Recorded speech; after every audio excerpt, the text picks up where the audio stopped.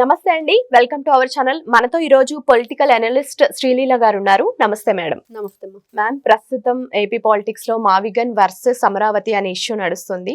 So దీని మీద ఆధారంగా వైజాగ్ లో జరిగిన ఒక పబ్లిక్ టాక్ లో వైఎస్ఆర్సీపీ మాజీ ఎంపీ వరప్రసాద్ గారితో ఒక మాట అడగడం జరిగింది. మీరు దేనికి సపోర్ట్ చేస్తారు, మావిగన్ కా అమరావతి కా అని యాంకర్ అడిగిన ప్రశ్నకి ఆయన చెప్పిన తీరు అందరినీ ఆశ్చర్యపరిచింది.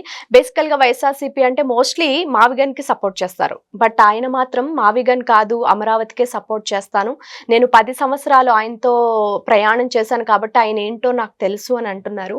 దీన్ని బట్టి మనం అసలు ఎలా చూడాలి మేడం? అంటే అందులో పనిచేసిన వ్యక్తులకి, అందులో ఉన్న వ్యక్తులకే ఆయన తీసుకున్న నిర్ణయం మీద సరైన అవగాహన లేకపోవడం అనేది, దీన్ని మనం ఎలా చూడాలంటారు అసలు? అంటే అవగాహన లేకపోవటం అనే దానికంటే ఆయన తీసుకున్న నిర్ణయం వాళ్ళు సపోర్ట్ చేయటలేదు. ఎందుకు అంటే అది సరైన నిర్ణయం కాదు కాబట్టి. ఇప్పుడు వెలగపల్లి వరప్రసాద్ గారు, ఈయన 2019లో గూడూరు ఎమ్మెల్యేగా గెలిచారు. ఆ తర్వాత ఆయన మరి మినిస్టర్గా చేయటం ఇవన్నీ కూడా చూసాం. ఆయన ఒక IAS ఆఫీసర్. మరి జగన్మోహన్ రెడ్డి దగ్గర ఆయనే చెప్పారు స్వయంగా ఆయన ఆలోచన విధానం ఎలా ఉండిద్ది, ఆయన తీసుకునే నిర్ణయాలు ఎలా ఉంటాయి. దానికి తప్పనిసరి పరిస్థితుల్లో ఆయన దగ్గర ఉన్న ఎమ్మెల్యేలు, ఎంపీలు, కార్యకర్తలు సై అంటే సయ్యనో, తానా అంటే తందానానో అనాలి తప్పించి ఇక వేరే ఆప్షన్ లేదు. No option. ఎందుకంటే పాపం ఎవరైనా సరే ఒక దొంగ అని ముద్ర పడిపోయిన తర్వాత బయటకు వచ్చి నువ్వు ఎంత మంచిగా మారాలని ప్రయత్నం చేసినా వాడు దొంగనే ఒక ఇది వాళ్ళల్లో ఉండిపోయిద్ది. ఈ రోజున వైఎస్ఆర్సీపీ పార్టీలో ఉన్న వాళ్ళ పరిస్థితి కూడా అలానే ఉంది. ఎక్కడికి వెళ్ళి వేరే పార్టీలోకి వెళ్ళలేరు. వెళ్ళినా కూడా గతంలో చేసిన అవకతవకలన్నీ కూడా వాళ్ళు అడిగే ప్రయత్నం చేసినప్పుడు వాళ్ళు ఏం సమాధానం చెప్పలేరు. కాబట్టి ఈ రోజున వరప్రసాద్ గారు మాట్లాడిన మాటలు ఏదైతే మావిగన్కి మేము సపోర్ట్ చేయము, జగన్మోహన్ రెడ్డి గారి ఆలోచన విధానం డిఫరెంట్ గా ఉండిద్దని చెప్పి ఆయన మాట్లాడిన విధానం కరెక్టే. ఆయన రాజీనామా చేయటం అయిపోయింది 2024లో వైఎస్ఆర్సీపీ పార్టీకి. ఈ బాధలు తట్టుకోలేక, ఎందుకంటే ఎగ్జాంపుల్ గా మనం ఎవరు ఈ శ్రీనివాస్, ఎవరైతే అవంతి శ్రీనివాస్ ఉన్నారో ఆయన చెప్పుకోవచ్చు.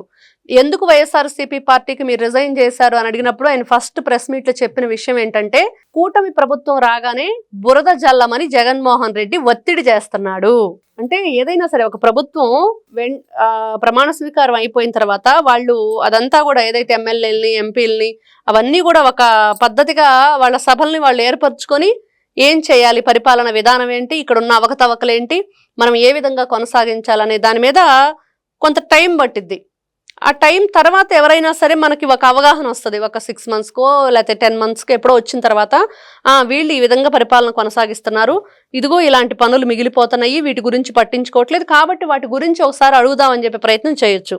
కానీ వచ్చిన 1 month 40 daysలో వాళ్ళ మీద ఈ విపరీతమైన ఒత్తిడి తట్టుకోలేక అవంతి శ్రీనివాస్ అనే వ్యక్తి ఆ రోజునే చెప్పేశాడు, నా వల్ల కాదు, నేను కూటమి ప్రభుత్వం మీద ఈ రోజున మాట్లాడలేను, ఇష్టమైతే ఉంటాను, కష్టమైతే వెళ్ళిపోతాను అన్నట్లుగా నేను వెళ్ళిపోతాను, నాకు కష్టంగా ఉందని చెప్పేశాడు.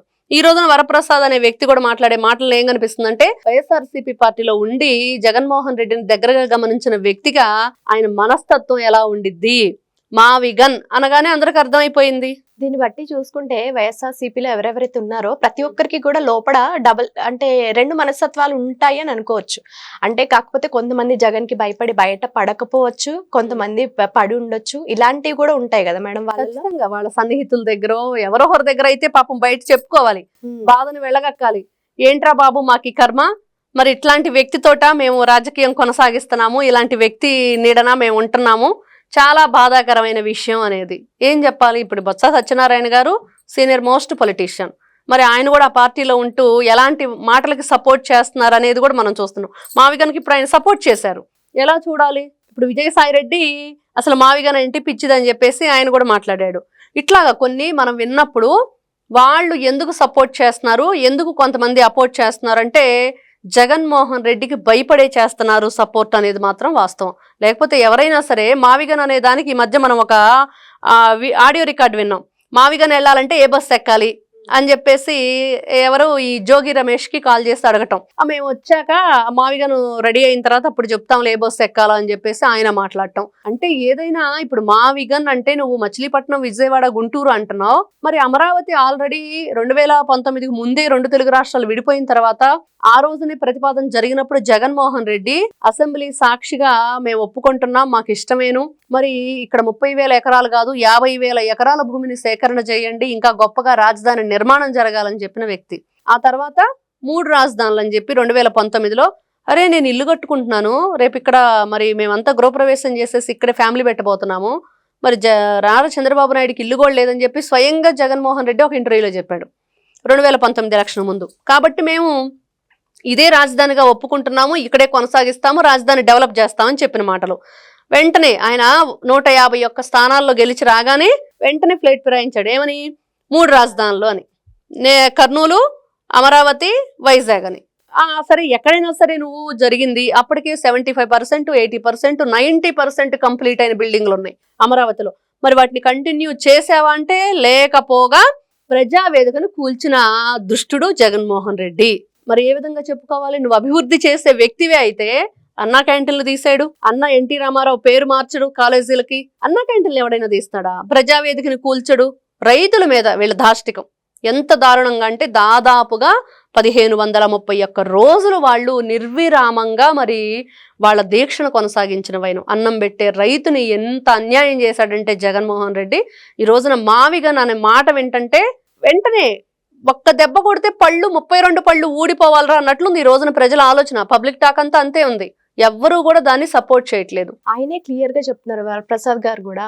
అసలు ఏదైనా ఇండస్ట్రీలు తీసుకురావాలి, కంపెనీలు తీసుకురావాలి, దాని మీద జగన్ ఆలోచించట్లేదు. అంటే ఆయన దగ్గర పనిచేసిన వాళ్ళకు కూడా అర్థమవుతుంది, కానీ ఆయనకు అన్నీ తెలుసు. జగన్మోహన్ రెడ్డికి ఎందుకు తెలియదు?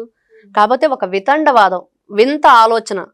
అంటే ఏదో ఒక విధంగా ఏదో ఒకటి చేసి ఈ రోజున వీళ్ళ మాటలు కానీ, ఇప్పుడు ఈ మావిగన్ అనేది కానీ, మొన్న ఈయన ప్రెస్ మీట్ పెట్టిన మరుసటి రోజు సజ్జల రామకృష్ణారెడ్డి మేము ఎప్పుడో వినకొండో దొనకొండో అనుకున్నాము, అక్కడ రాజధాని కడదాం అనుకున్నాము అని చెప్పేసి ప్రజలు ఏమంటున్నారంటే ఇక్కడ కూడా భూములు కొట్టేయడానికి ప్లాన్ చేశారా అప్పట్లో అయితే, అరే చాలా లేటుగా బయట పెట్టావు అని. అవన్నీ ఎలా ఉన్నా వీళ్ళు ఇట్లాంటి వింత మాటలు మాట్లాడుతున్నారు.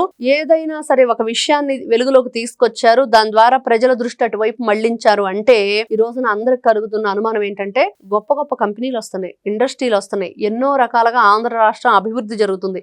అసలు నారా చంద్రబాబు నాయుడు గారు, లోకేష్ గారు ఏ కంపెనీలతో వీళ్ళు అగ్రిమెంట్ కుదుర్చుకున్నారు, ఎన్ని వేల ఉద్యోగాలు రాబోతున్నాయి, ఏ ప్రాంతంలో దాన్ని స్థాపించబోతున్నారు అనే విషయాన్ని ప్రజల్లోకి వెళ్ళనీయకుండా ఈ న్యూసెన్స్ క్రియేట్ చేస్తున్నారు. ప్రజల్లో ఒక రకమైన ఆందోళన, అసలు ఏం జరుగుతుందో తెలియని పరిస్థితి. కాబట్టి ప్రజలు కూడా ఈ రోజున తెలిసిపోతుంది ఎవరు డ్రామాలు ఆడుతున్నారు, ఎందుకు ఆడుతున్నారు, దానివల్ల ఏం జరుగుతుంది అనేది తెలుసుకొని ఈ రోజున ప్రజలే చెప్తున్నారు.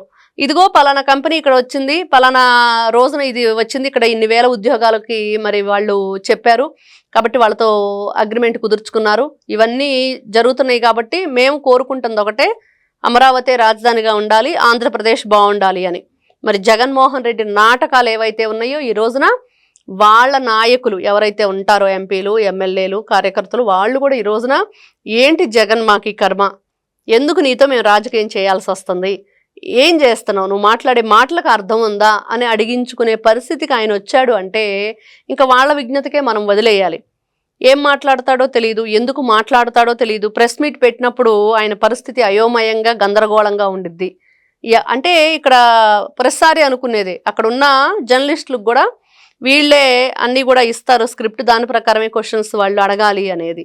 ఇంత దౌర్భాగ్యమైన ప్రెస్ మీట్ మనం ఎక్కడ చూసుండవని ప్రజలు ఏం చెప్పాలి ఇట్లాంటి వ్యక్తుల గురించి. కాబట్టి జగన్మోహన్ రెడ్డి మావిగన్ అన్నా ఇంకొకటన్నా అమరావతి ఆంధ్రప్రదేశ్కి రాజధాని.